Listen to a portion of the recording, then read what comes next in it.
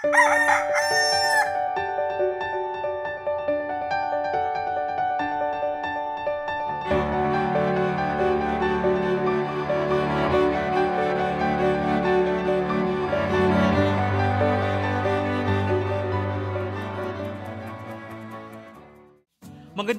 umaga kapamilya. Ako po si Father J-Boy at tayo na po at magkape at pandasal.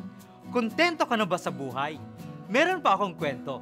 Isang araw, naglalakad sa tabing dagat ang isang napakayaman na turista.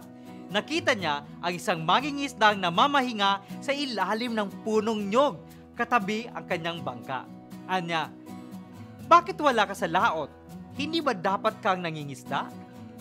Sapat na po ang aking nahuli, tugon ng mangingisda. Bakit hindi mo damihan ang iyong hinuhuli? Tanong naman ng turista. Para saan? Sagot ng mangingisda. Para yumaman ka. Maaari mo itong pagkakitaan, sabi ng turista. Kung yumaman ako, aanihin ko naman ang yaman, tugon ng mangingisda. Para makabili ka ng maraming bangka o malaking barko, para mas lalo kang yumaman, sabi naman ng turista.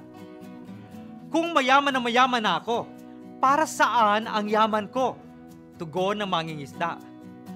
Para sa natitira mong buhay, mapupuntahan mo ang magagandang tanawin at makakapagpahinga ka, sabi ng turista. Sumagot naman ang mangingisda. Yan na po ang ginagawa ko. Mga kapamilya, maaari tayong maging kontento sa ating buhay. Kaya pagdasal nating maging mapagpasalamat sa sapat na binibigay ng Panginoon sa atin. Magandang umaga po.